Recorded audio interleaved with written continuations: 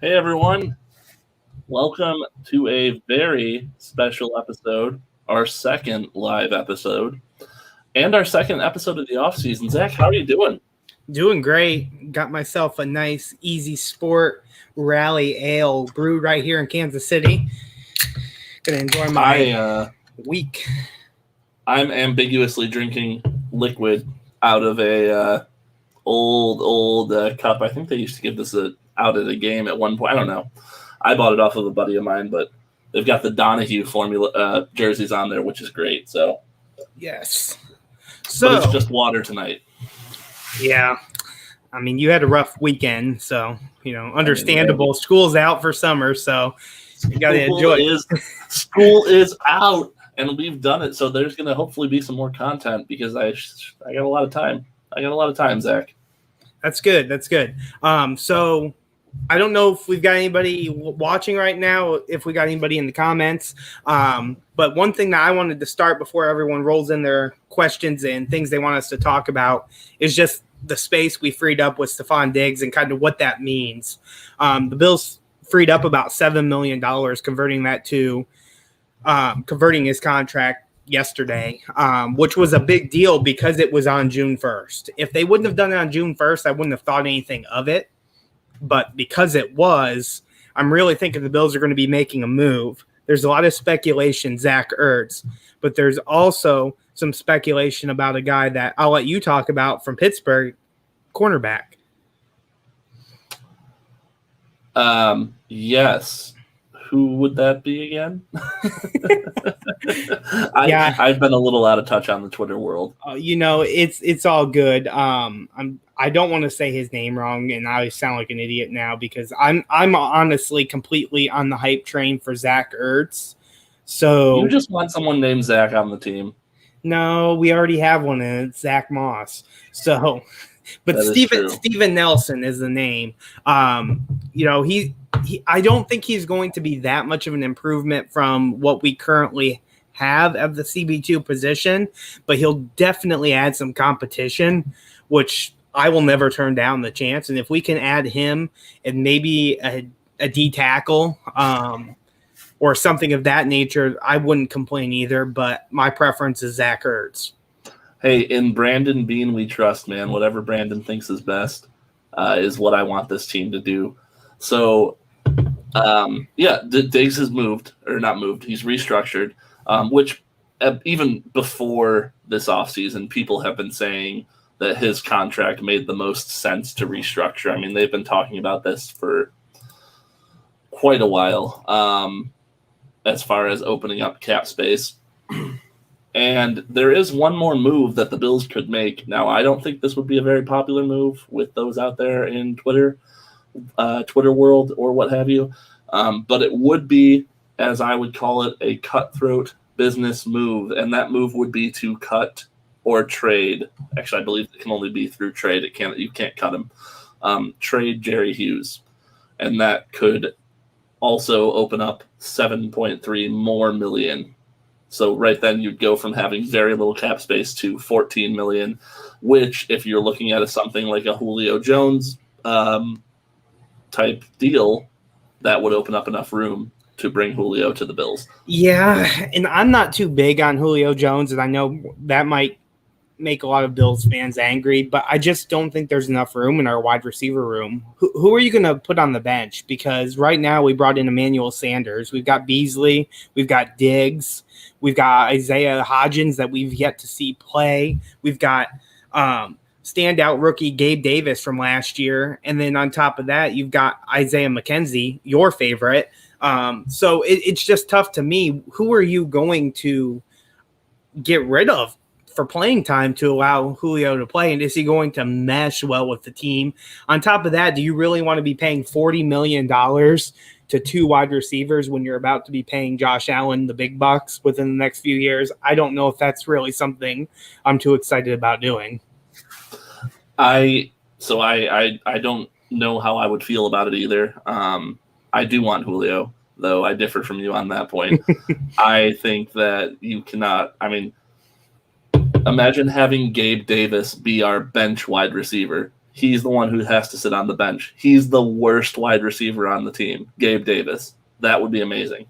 And I'm saying that ironically in case people aren't picking that up. He's not the worst wide receiver on the team, but I'm saying imagine if he was of our wide receiving core. I would be interested in some of the things you say about McKenzie. I could see McKenzie. I mean, McKenzie came back to the Bills this year. He could have gone anywhere, and he wanted to stay in Buffalo. And I do think Brandon Beane does have – if Brandon Beane has one weakness, it's that he could be overly loyal to guys who are loyal to him. That's why we see a lot of – that's why people, we're just the Carolina Panthers North because he drafted those guys and he wants to keep them. And that's not to say that it's a fault, but it can give you a blind eye to certain things. So I'd hate to see that be a reason, but I mean, I love McKenzie. I do love my short king that doesn't block me on Twitter, but I wouldn't be sad if he got traded. If we got Julio Jones and then we had to trade away McKenzie to open up a little bit of extra cap room, I'd be okay with it. Wouldn't be psyched about it, but Jerry Hughes, I think, is the move that would be pretty unpopular. I think with Bills fans, it would sit really rough if the Bills trade Jerry Hughes before the season starts, especially if we haven't had a chance to see Groot or Basham on the field. Yeah, and that's where I have a hard decision there. I know Jerry Hughes is aging, and that's a concern to some people, especially when we've got all this youth at the position.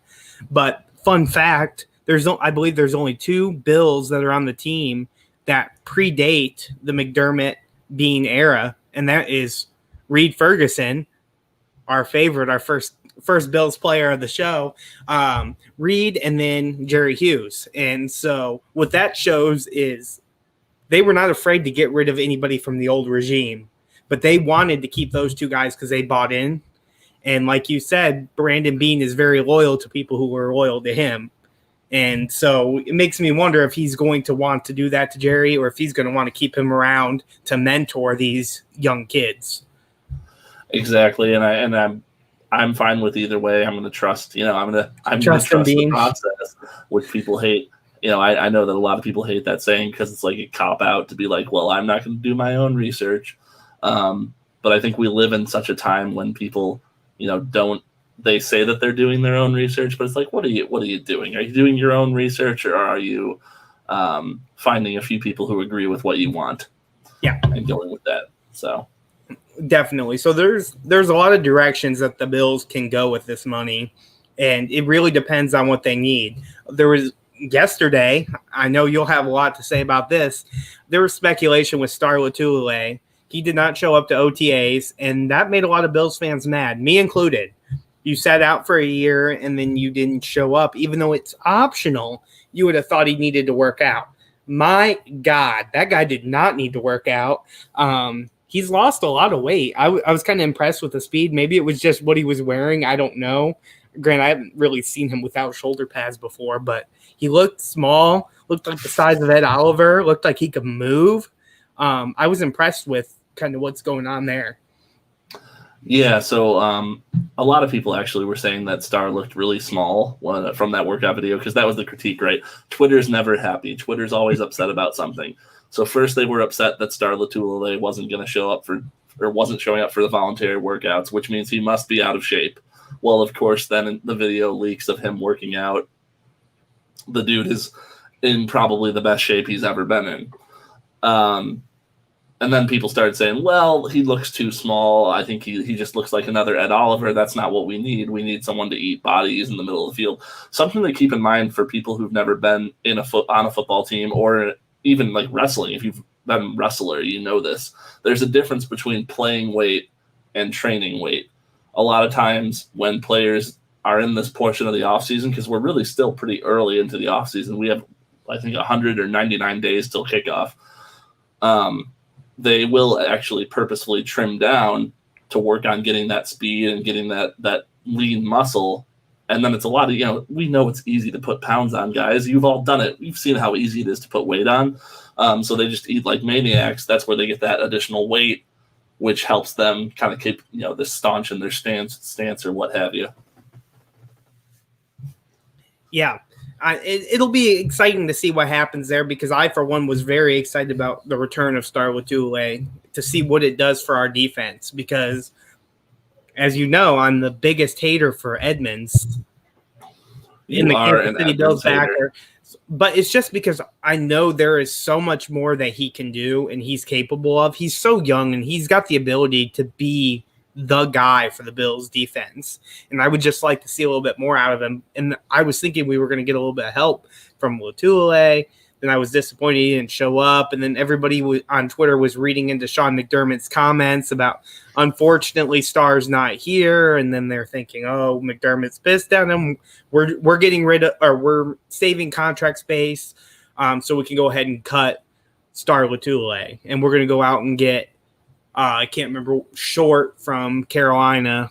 And, I wouldn't mind picking him up anyway. We really need some more one technique defensive tackles. It seems like all of our guys are really tall, lengthy, speed guys, but not real big linemen. We got Harrison Phillips, you got Justin Zimmer, and you've got Star Lotulelei, which right now I don't even know if I'd say a big guy there, but I'll be interested to see kind of where we go with this money, or if they just added the space just in case something comes available and they want to have the money. It never hurts. And that is another possibility, especially with my boy Big Baller Bean working behind the scenes. That there's a chance he is he's holding his money back, so you might think, or holding his ideas back and saying, let me get the little cash pile that I can sit on, so that when another team cuts a vet, because there's going to be veterans that get cut in July or cut in August, that's going to be your opportunity to snag him. Maybe he's playing the waiting game with Julio Jones or Zach Ertz even. Maybe he's calling the balk by the Eagles. Maybe he's saying, I think you're going to release him if we hold off long enough, and we'll pick him up for cheaper than his current contract on a 1-year prove-it deal. Yeah, that's a tough thing to me, because I don't know. If I was the Eagles, I wouldn't release him. There's no way. I'd keep him around and force the team to give up an asset. And I think the Bills would be willing to give up. I don't know. What's the latest round pick you'd be willing to give up? I guess I'd say earliest. Earliest pick for Zach Ertz? Yeah. A third.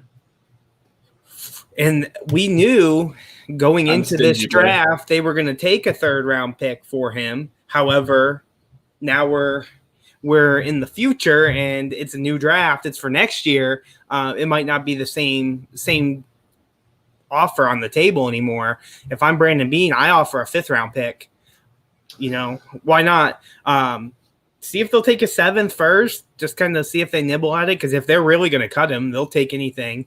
But I think the big thing Brandon Beane's going to do, he's not going to trade for somebody without talking to the agent and making sure they're going to be able to line up a contract for renegotiations, making sure they want to be here. We don't need another situation of Antonio Brown, where it gets leaked, and then next thing you know, they're like, I'm not showing up, and then the trade's canceled. We don't need that. And I think the Bills are at a different point in their lifespan of a franchise now. I don't think anybody's going to openly come out after getting traded to Buffalo and be like, I'm retiring. Like we've seen how many times. Yeah, I would agree with you. The only thing I might disagree with you on is that they wouldn't cut him, because they can potentially. So right now, if they keep him on the roster, he's going to be a $13 million cap hit for Philadelphia. If they cut him, he's only going to be an $8 million cap hit. So they can save $5 million this year, and that'd be the out of his contract. They wouldn't have any dead money after that.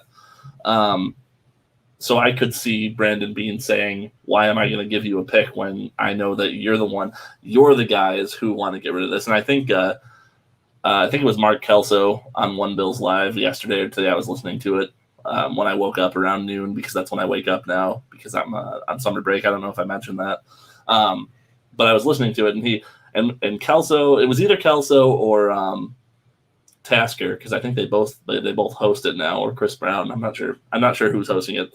Whoever they were, they went on a rant, and I loved it. They went on a rant about, I wouldn't give Philadelphia more than a 3rd round pick because this guy is a rental. He's a 1-year prospect, and he's like, hell, we should only give him a 5th or 6th round. The fact that we're even giving you something is benefiting you. We're taking his cap. That's the benefit for Philadelphia. Yeah, absolutely. I agree. I mean, you sold me.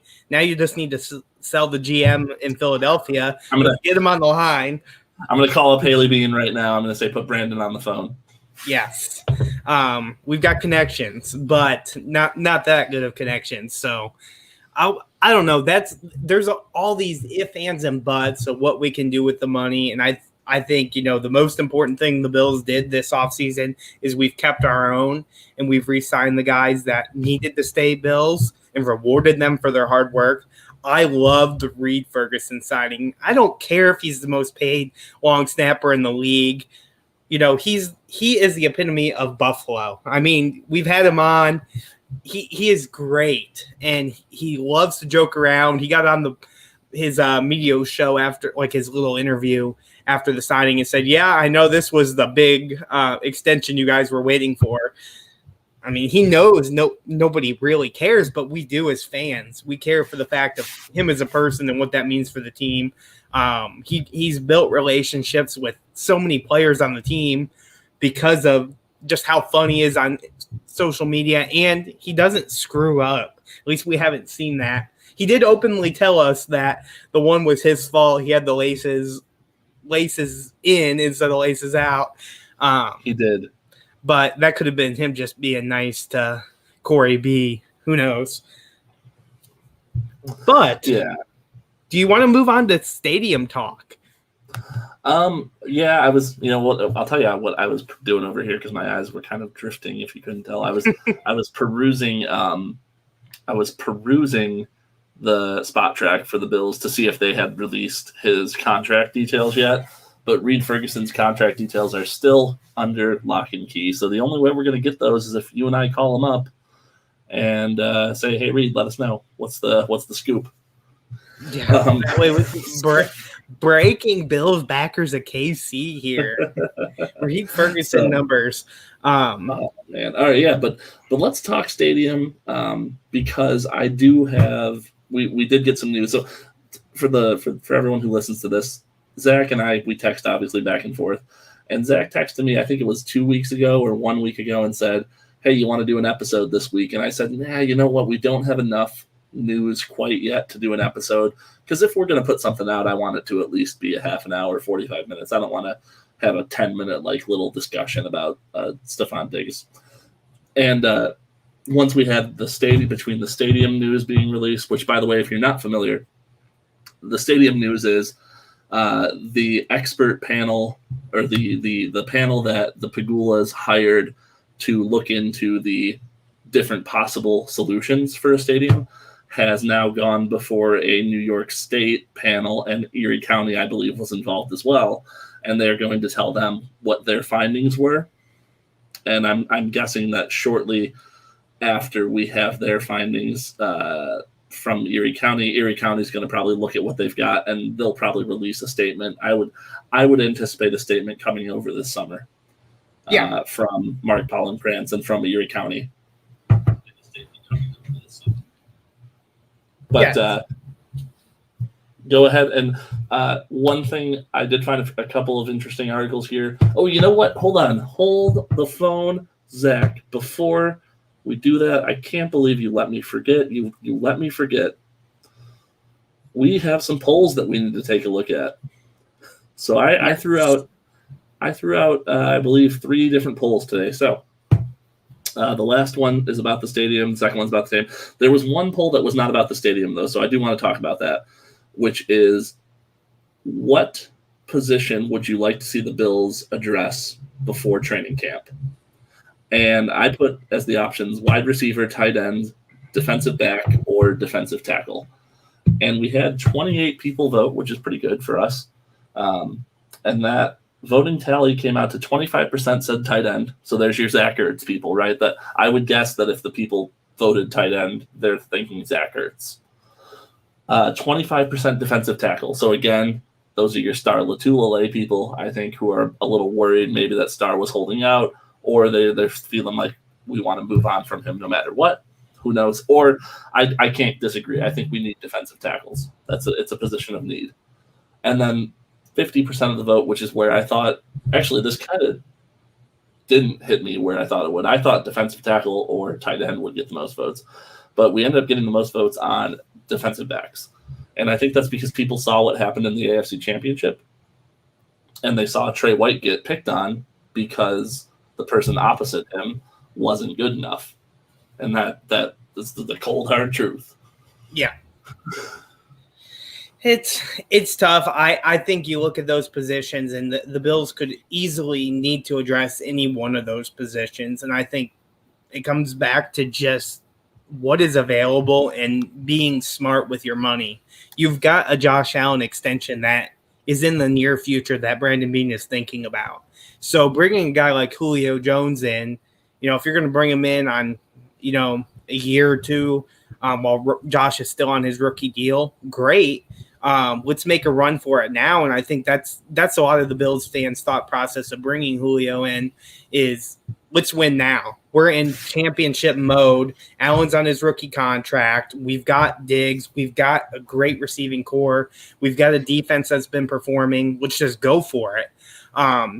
Which I can completely agree. We've seen with the Seahawks that when you bring in a quarterback into their second deal after their rookie deal, they start to lose a lot of talent. We're starting to see that with Kansas City, where they're not being able to afford their offensive line to protect Patrick Mahomes.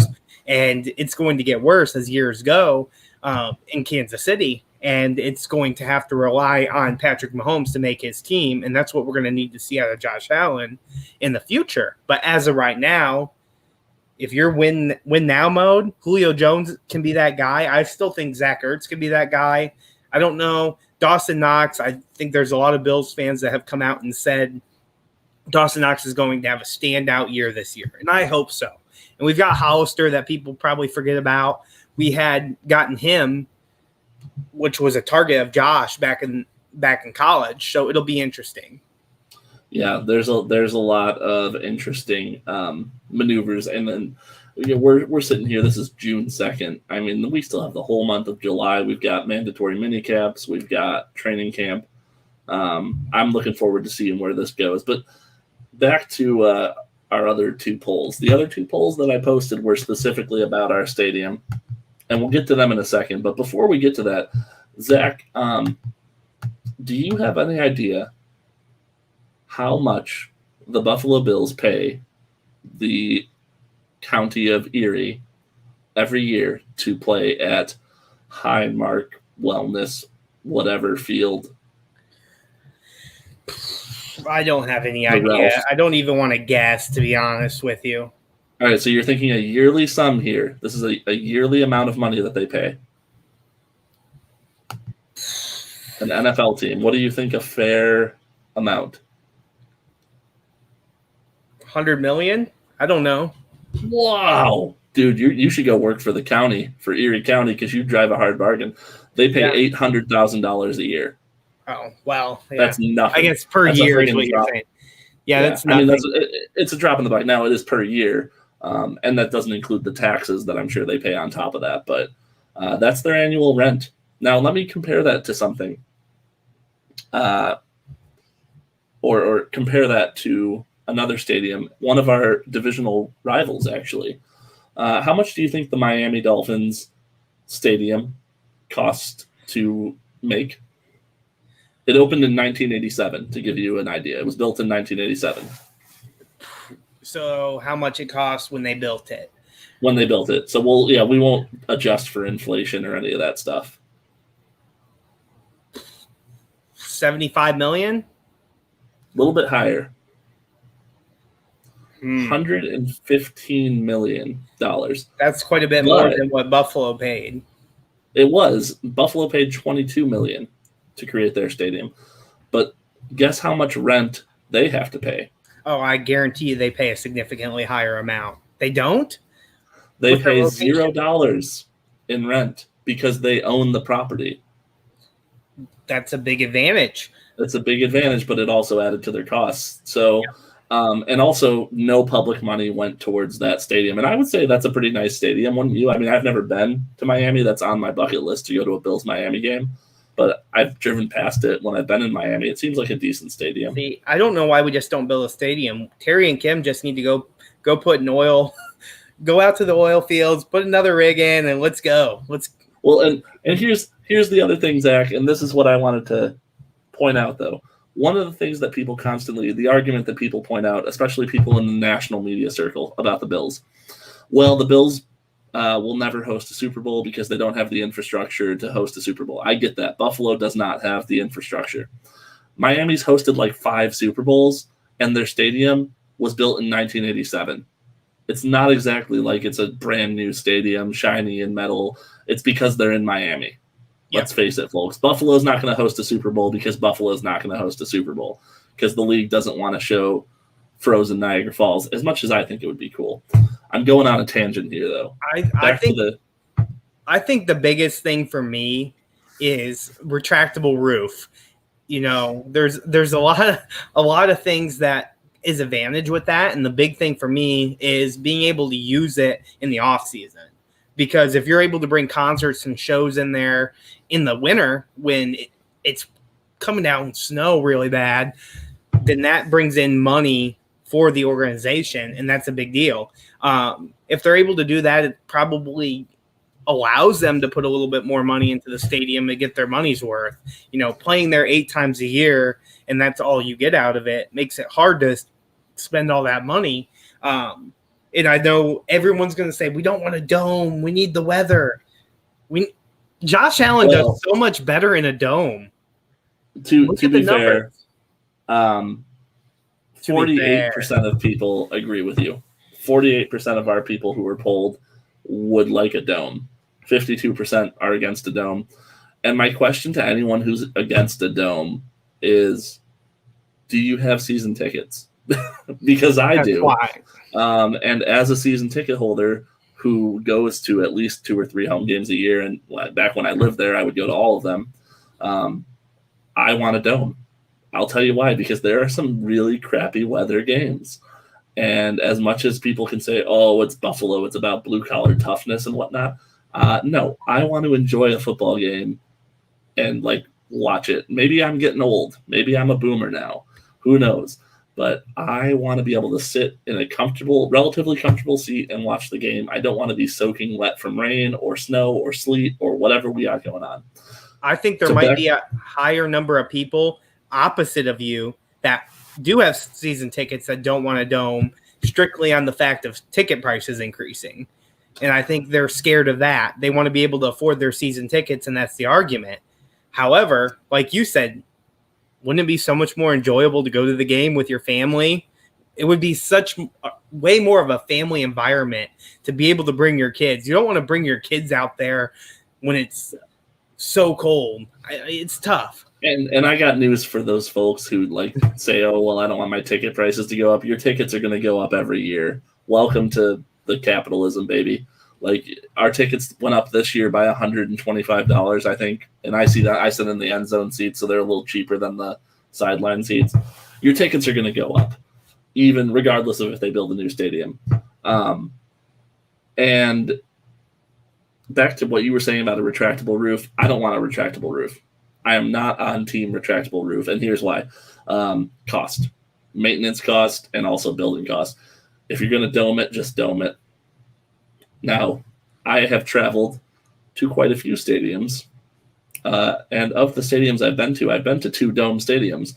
I've been to Dallas, and I've been to Minnesota. Now, I believe Dallas does have a retractable roof, but it was not retracted when I was there. It was covered up when I was there, and Minnesota does not at all. Minnesota is just purely a dome. But those stadiums, I got to tell you, it was amazing because guess what? When we were in Minnesota, it was the weather was okay. It wasn't tremendously cold, but the weather was Minnesota. It was a little bit rainy, a little bit wet, And there's nothing like walking into that stadium, temperature controlled. It's 73 degrees. It smells like new stadium when you walk into those places. It smells nice. And Minnesota, I'm gonna look them up. Hold on, because I don't have them right now. Salt. Okay, Minnesota. Minnesota, their stadium was $1.129 billion, and that was in 2016. So that's fairly recent. That's probably, I think, what we're looking at for the Bills. I think the budget is going to be somewhere between $1 billion and $1.25 billion. I don't think we're going to come out there with Los Angeles level mega stadiums like SoFi Stadium. That was a $5.5 billion stadium. That's outrageous. I mean, you're going to go bankrupt doing that. Stan Kroenke's an idiot. That's a whole separate issue. But Minnesota owns that stadium, and the public paid $500 million towards that stadium. So is Western New York, is Buffalo really? I say Western New York because really Rochester's included in this to an extent. Are we willing to, as a region, put $500 million towards our team?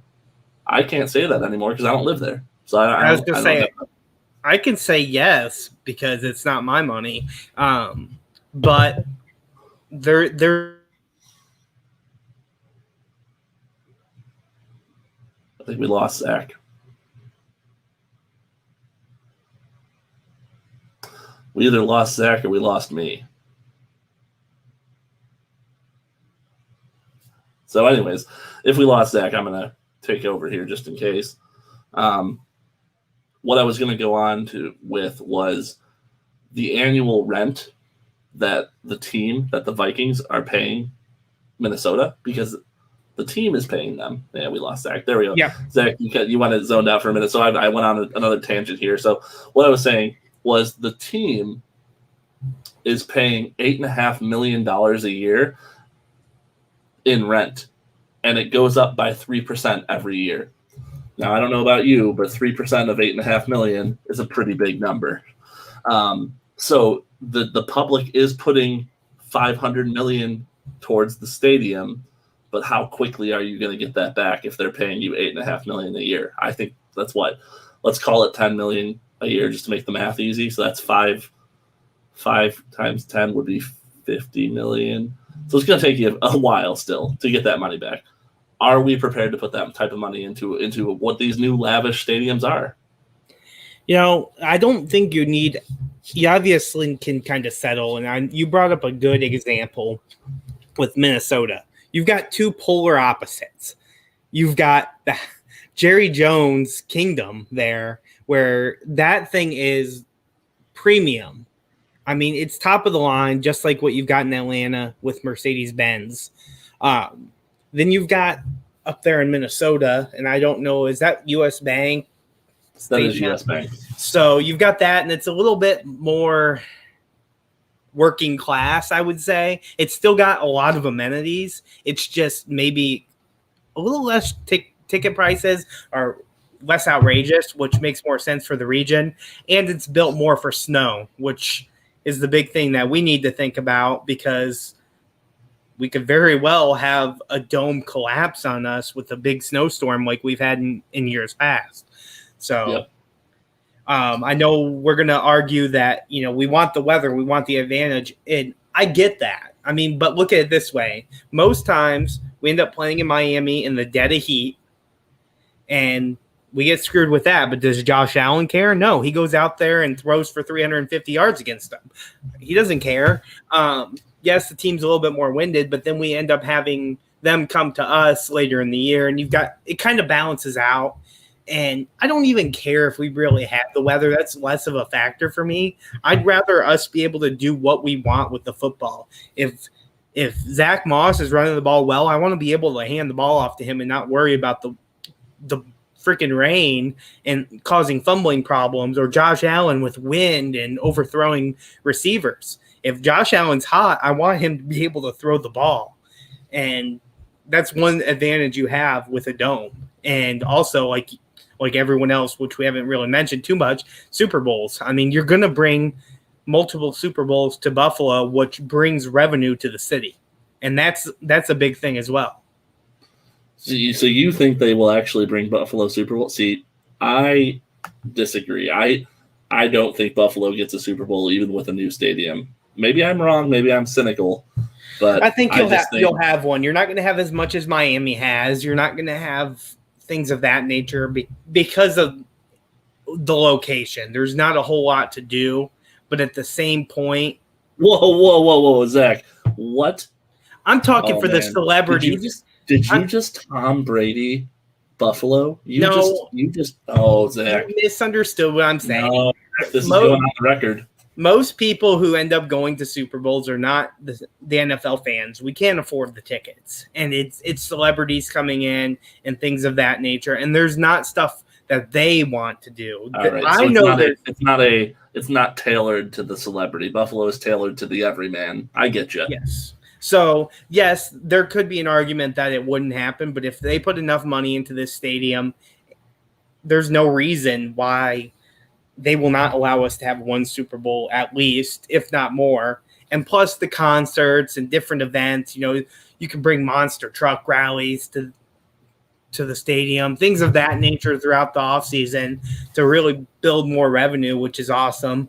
And it kind of pays for itself in the long run, very, very long run. I mean, you're talking big numbers here, but Zach, I do want to ask you, or I do want to tell you something that's going to make you very happy. 72% of our respondents agree that a stadium does not belong downtown. Yes, agreed 100%. I mean, we talked about this before going into the show. The roads are not built to handle the traffic leaving a stadium downtown. You ruin tailgating, and that is what the Bills fans love about going to Bills games. And you get to see the same thing coming to Kansas City, which are a little bit more downtown-esque. I mean, they're not downtown, but they're more in the city. And you're still able to tailgate because they've got such big parking lot areas. You're not going to have that in Buffalo downtown. You're going to lose the tailgating. And we don't have the infrastructure as far as public transportation to get people to the games. Yeah, I agree with everything you said. I've traveled to a lot of Bills games. I've been to Tennessee. I've been to Denver. I haven't been to Denver. I've been to Los Angeles. I've been to Dallas. I've been to Minnesota. I've been all over this country going to Bills games. I'm trying to beat Pinto Ron at his own game, but it's never going to happen. I don't make enough money. But the one common thread I've seen, it was the best game I've ever been to was the Minnesota game. Not, I wouldn't say best game, but at the time it was very fun, just walloping them. But also worst tailgate experience I've ever had. I went to Minnesota. I had a 4-pack of Pseudo Sue, which is by Toppling Goliath, and high alcohol beer. And so me and my buddy Eric, who's also a Bills backer out here, shout out Eric, we go to the hotel and we grab old man Eric. We grab our 4-pack of beer and we start walking towards the stadium. And, as soon as I see the stadium, I follow Buffalo Bills, tailgating rules. Once you can see the stadium, you're safe to crack that beer.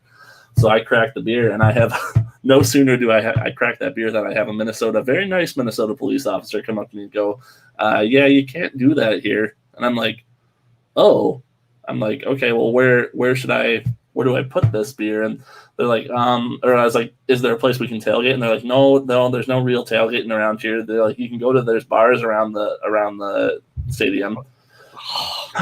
So we end up having to truck it back to the hotel. Now, we didn't stay that far from the stadium. And we ended up drinking those beers in the pool room of our hotel, like the pool area, with a couple of other Vikings fans. And that, it was okay, but it was not tailgating. We then went to one of those bars and we paid out the butt to buy beer that should have been free. And it was awful. Now, I will say, in regards to downtown, Nashville is technically a downtown stadium. That has been the one exception, I will say, to a downtown stadium where there's no good tailgating. Because there isn't any good tailgating at Nashville, really. But you got plenty of bars that are close enough. and there's so much competition that it keeps people from raising their prices too much. Yeah. So that would be my exception, but that's kind of my piece on that. I want the stadium downtown. I don't want the stadium downtown. I'm sorry. I want the stadium to stay in Orchard Park. I almost said Overland Park, Kansas. Yeah, I do it all the time. See, I think, you had the worst advantage there in Minnesota. Like when you were in Kansas City, you were, I didn't even know if you were going to make it to the stadium after drinking at Lot X, but bless your heart for making it there. And I was wondering how many more steps it's going to take you to get there, just because going sideways as you're walking. But 4 beers and then walking to the stadium, it's like, you don't even really have a buzz, and then you go in and pay outrageous beer prices in the stadium. It's not built to go there and enjoy in that aspect. But you have to see the Josh Allen hurdle in person. Yep. I did, with a bunch of other Bills fans. We were sitting in a group of about 200 or 300 of us. It was awesome. Felt like Buffalo North up there. So yeah, that's kind of the last I had as far as to discuss this week. But I think that probably wraps the show. What do you think? Yeah, I think that's good. Go ahead and I know we don't have really a lot of people listening live. This was kind of thrown together last minute. Hopefully we can get something going on. I know we're kind of competing with some other Bills podcasters right now in the same time slot on a Wednesday, which might be a tough time to be doing this. We've got Hump Day Hotline, and you've also got a local Kansas City podcast going on right now in Up the Gut. So, we're kind of pulling people every which way, and it might be maybe something that we can do in the future as we have more content that we can plan out in advance and maybe dedicate a day and time so that way we can get listeners. So go ahead, and if you're listening to us on Spotify, Apple, anything, hit the subscribe button and then hop over to YouTube and subscribe to our YouTube channel. You'll get a notification whenever we go live. We want to interact with you here in the comments. You're the reason we're doing this. And I've got this giveaway. The person did not contact us after the last podcast. They didn't listen to the show. So it's still up for grabs. Go ahead and listen to the next show. Make sure you're subscribing to all that so you can listen. And we'll give it away on the next episode. All right. I like it. So as always, go Bills. Go Bills.